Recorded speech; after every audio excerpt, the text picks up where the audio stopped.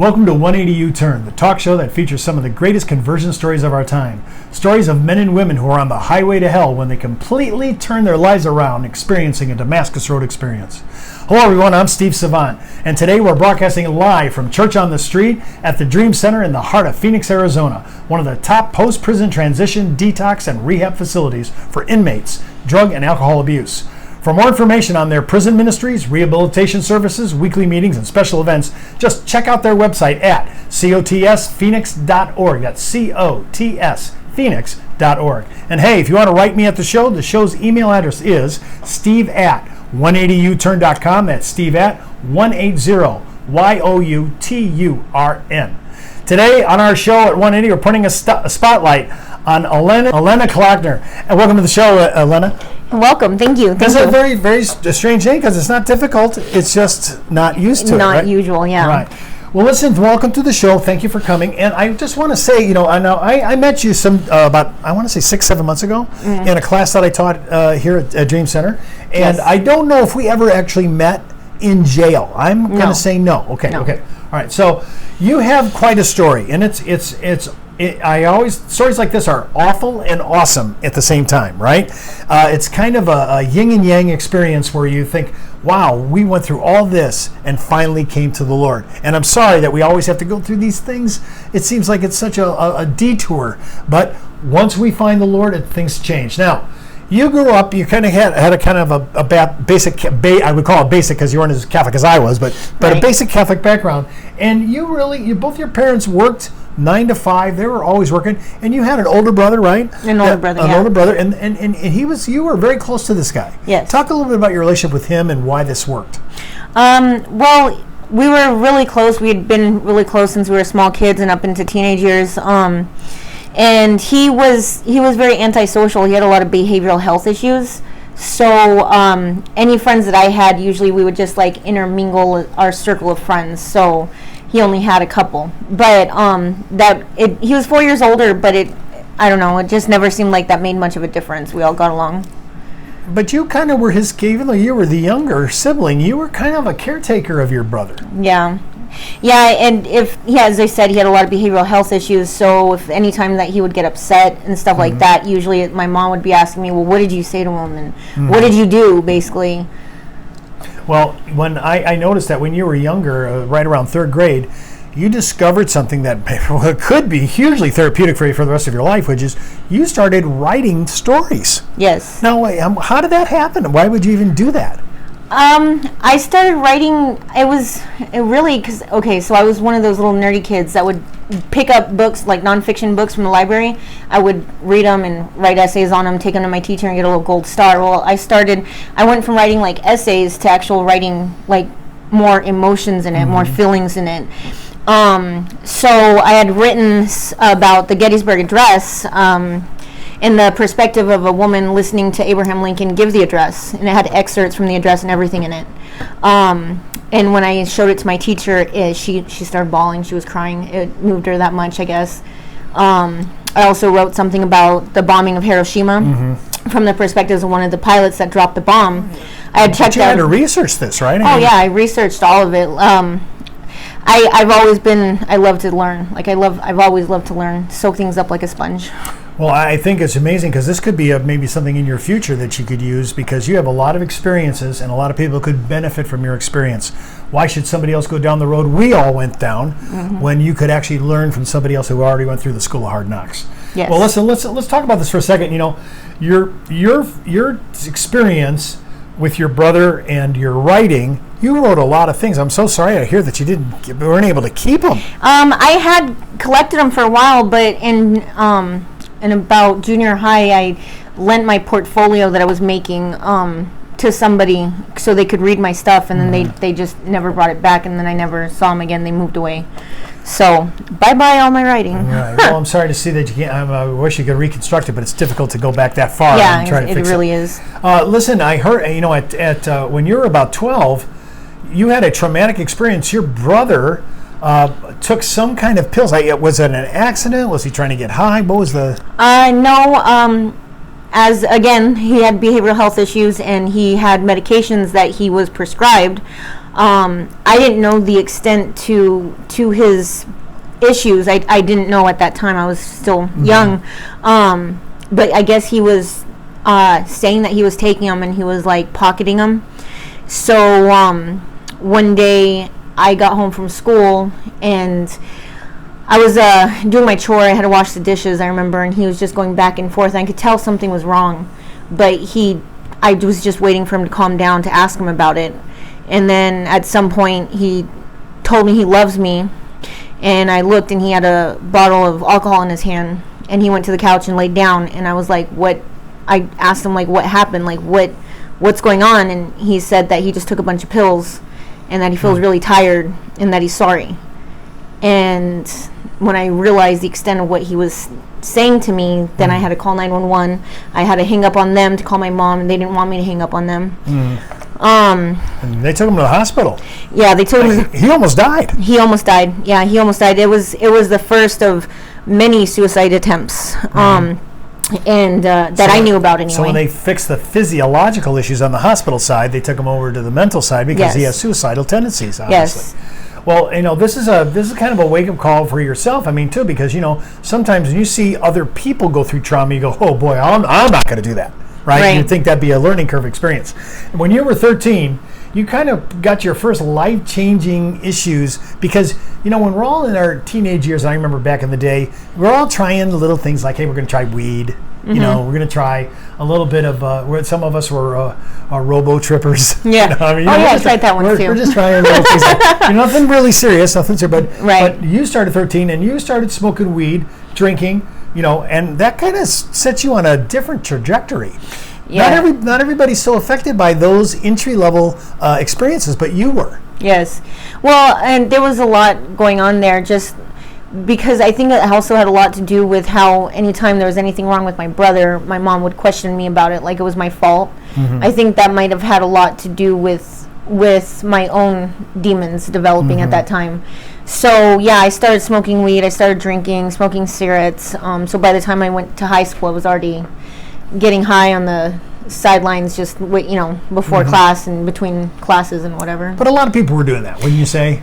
There were a lot of people out there. Yeah, there's a lot of engagement going on, and it's hard to escape peer pressure and the gravity of society. That's really, everybody's kind of into this at that age. Right. Now, the thing that's really strange about your story at the front end is, you're 16 and you meet this guy that's older than you. I mean, not a lot older, but still older than you, right? He's 20, you're 16, and you want to marry him, and you somehow, I don't know how you did this, but you leveraged your mom to give consent because you have to get mom's consent to get married at 16. Right. Yeah. I met him when I was 14, and actually, the one that I didn't marry, there was two guys that came into my life at that time. One of them, he was the one that was 20, and he's the one that I didn't marry. He ended up with somebody else. The one that I married was only 2 years older than me. No. But when I was 16, he was 18.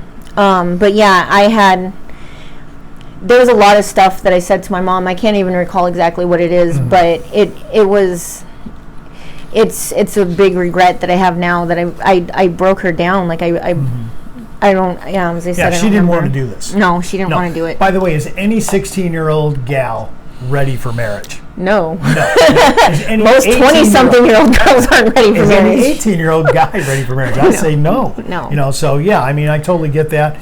And of course, out of that marriage, you had children, right? Yes. And so you have two children right away. You have a daughter and you have a son. Yes. And at first, this is kind of cool, right? Maternity, motherhood. I love the child loves me back. I love all that, right? But things started to go downhill rather fast between you and your husband.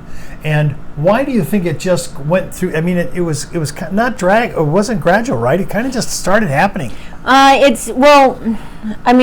He never really treated me very well before we got married neither, but it got worse, as it went along, basically. It was a lot of emotional stuff. It was a lot of he used to tell me all sorts of things like I was a worthless waste of skin. He used to tell me that verbal bang. Very bad. Okay, so I just want to stop you there for a second, just in case somebody's watching this show and saying, "Hey, listen, I know exactly what you're going through. It's difficult, bad alone, to have a boyfriend telling you these things, which of course makes you completely insecure and makes you feel cheap and everything else. But then your own husband, that's what blows my mind. This is where it steps up. There's the guy who loves you. This is the father of your children, right? You are the mother of his children. Where's his respect? Right. Right? So I just go to you and say, if you're getting in a relationship like this, I just want to save you a lot of heartache and time to leave. Yes, definitely. Now, when you had your daughter, you said she was kind of like your mini-me. Oh yeah, she looks like, she still does. People tell us we look like twins, but she looks like me. She would act like me. She'd talk like me. She was my mini-me. I like how when when you have children close together, right? It says my sister and I are like, I think we're 13 months apart. Here, same thing with your two children, right? Yeah. We're 13 months apart. Mm-hmm. So my sister and I were always like, hey, we kind of look alike. We could maybe pass for not perfect twins, but twins enough, And I think that having back-to-back children at that age is monster maintenance. Yeah. Right? I mean, it's bad enough, I'm 18, I'm married, and I'm not really mature enough to be a mom. I'm mature enough to be a wife, right? And the reason I keep bringing these things up is I want somebody to watch this and say, I need to leave. Yeah. I need to get out of this situation. So you went through this, and you have a baby, you have a son, and then you started using again as soon as you were done being pregnant. Right, pretty much. I was using right before I got pregnant with the first one too, and then I stopped while I was pregnant, found out or had the baby, and a couple months later started using again. And the same thing I used up until I got pregnant again, and then stopped, and then started back up again. So when just as a conclusionary statement, so when you went through this, started using again, then you got in trouble again with your addiction. Yeah. And you had to go to detox. But I'm asking you, do you think you went to detox more just to keep your mom happy and everybody else, rather than you weren't really willing or ready yet to get off it? It was actually my ex-husband. It was a huge thing. Like I'd been hiding it from him the whole time that I was using. And at this time it was meth that I was using. And when he found out that I was using, he dropped me off at my parents' house. He wouldn't let me see or talk to my kids for a week. And that was an eye opener. It was a realization, like if I wanted my kids, like I needed to stop. And so, but you were at that time though. You were willing to do it. Oh yeah, I did it for quite a while. Like I didn't use again for quite a while after that. It was years. It was a few years. Well, I'm always Elena. I'm always looking for reasons why we do things, right? And the things that set us up for even further destruction because we didn't correct underpinning issues early on that were manifesting in bad relationships with husband and wife, the issues of doing meth, and trying to stay away from when you're pregnant, but then jumping right back on it when you're off. Those are the kind of things that are such addictive behaviors in and of themselves, much less the pharmaceutical. So Right. that's kind of thing. Now, you were married 8 years. So you're 16 to 24, if I got the math right. Yes. So 8 years, and you're divorcing, and you're only 24. Right. How did that make you feel? I mean, you're going through divorce at 24 years of age. It was hard. I mean, at first it was very much what I wanted. I had left him and everything, but him being manipulative as he was, he convinced me to come back to him just for him to end up leaving. And I was, when he left, like the day he left, even though it was what was best for me, even though it was what was right, it shattered me. Like I just remember sitting on the floor in the bedroom and just bawling, like I was broken. But it was, I saw it as it was 8 years of my life down the drain, and I was going to be alone for the rest of my life, because that's the way he wanted me to feel, I guess. Yeah, and again, I just want to talk about it. When you're going through detox and rehab for normal drug issues, sometimes there's even a deeper rehab happening here, because we've had things spoken into our lives that are so negative and so hurtful, and it's hard to detach ourselves and disconnect from it. And so when we're looking at walking through these things, some of the therapeutic thing of even doing the show sometimes is, wow, I see that now. And I hope that people that are watching this, and maybe a similar behavior, similar situation that I'm in, will gain from that experience. We're going to continue with her story, Elena's story, all this week. And just get into tomorrow's show and Wednesday's show. As you know, our formula, Monday, Tuesday, Wednesday is always our bad boy days.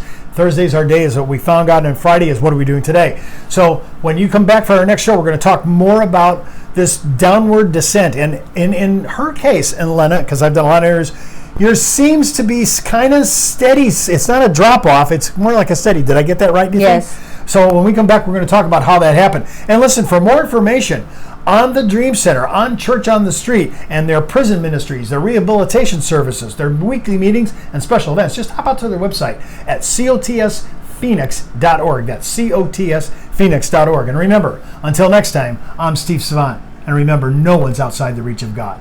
No, not one.